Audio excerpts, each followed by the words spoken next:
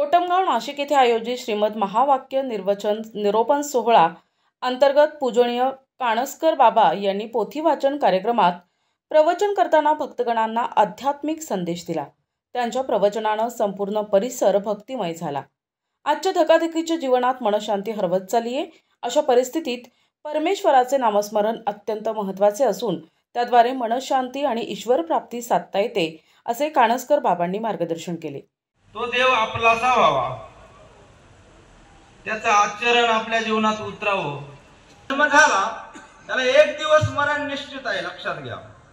मरावं लागणार आहे। आपण तिकडेच चाललेलो आहोत दिवसेंदिवस।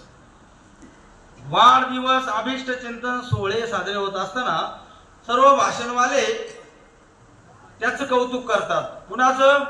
त्याचा वाढदिवस साजरा होतो त्याचं। पण ज्याचा वाढदिवस साजरा होतो त्यानं थोडंसं डोकं चालवायचं। उमर बढ़ रही है, इसका जवाब मौत नजदीक आ रही है। वय वाढत चाललं म्हणजे काय होत चाललं? आपलं मरण जवळ येत चाललं। मग हे कशासाठी सांगितलं मी?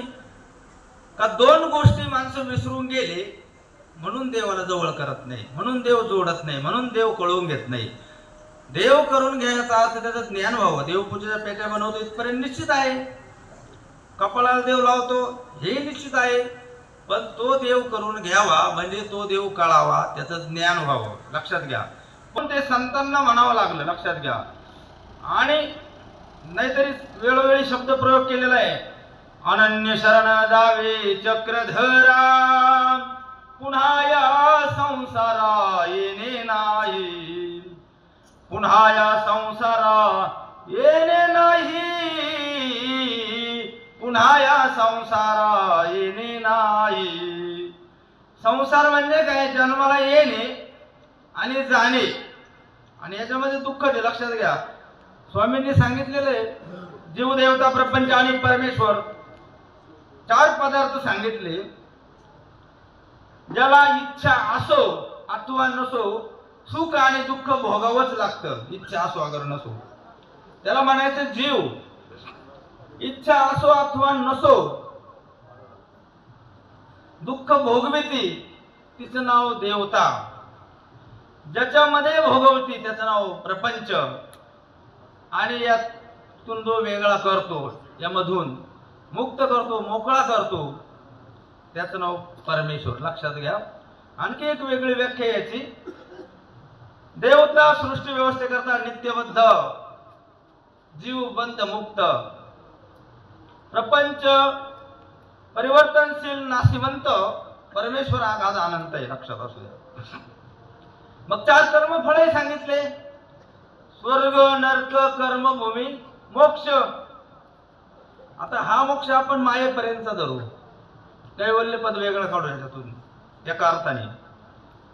आणि मनुष्याचा सेंटर आहे चौफुला आहे, लक्षात असू द्या। चौफुल्याच्या मध्ये तुम्ही उभे आहात, तुम्ही आम्ही सर्व इथं जरी कर्मभूमीत आहोत, पण आता चौफुला आहे।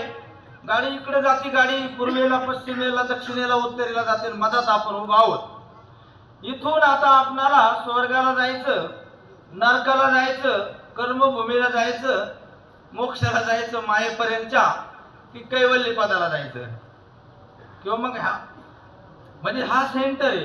पाच रस्ते धरा तुम्ही चार ऐवजी, आणि मग कुठे जायचंय?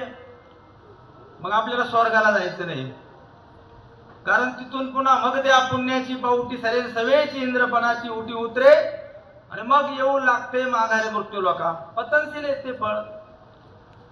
आणि नरक हे तर दुःखच आहे का नाही? पाप आहे फळ नरक म्हणजे दुःख, पुण्य आहे फळ सुख, स्वर्ग।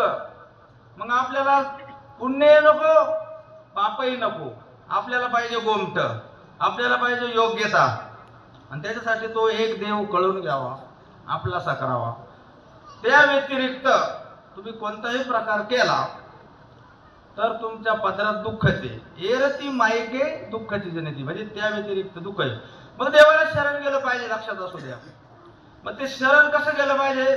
सर्व भावे देवाचा दास होऊन राहिलं पाहिजे। आता इथं प्रत्यक्ष देव नाही, पण देव माणूस मात्र पाहायला भेटतो। वाटेत पेट्रोल संपलं, आपण म्हणतो काय देवासारखे भेटलात, पावशेर पेट्रोल दिलं, म्हणजे देव जरी दिसत नसला, साक्षात्कार रूपाने, अनुभव रूपाने, प्रतिती रूपाने, पुन्हा माणसाची आपण म्हणत नाही का, हीची आमुची प्रार्थना आणि हेची आमुचे मागणी, मानसाने मानसाशी मानसा समवागणे. त्यांनी आपल्या प्रवचनात भक्तांनी परमेश्वराशी एकरूप होण्याचा मार्ग स्पष्ट केला. हृदयापासून केलेली परमेश्वराची भक्ती आपल्याला ईश्वराच्या सानिध्यात नेते, असे ते म्हणाले. या सोहळ्याचे आयोजन प्रकाश घुगे आणि त्यांच्या परिवारानं केले असून हा भक्तिमय कार्यक्रम संपूर्ण महिनाभर कोटमगाव येथे चालणार आहे. या पवित्र सोहळ्यात सहभागी होण्यासाठी भाविकांनी मोठ्या संख्येने उपस्थित राहावे, असे आवाहन करण्यात आले आहे. प्रतिनिधी प्रशांत जेजुरकर, दिशा न्यूज, नाशिक रोड.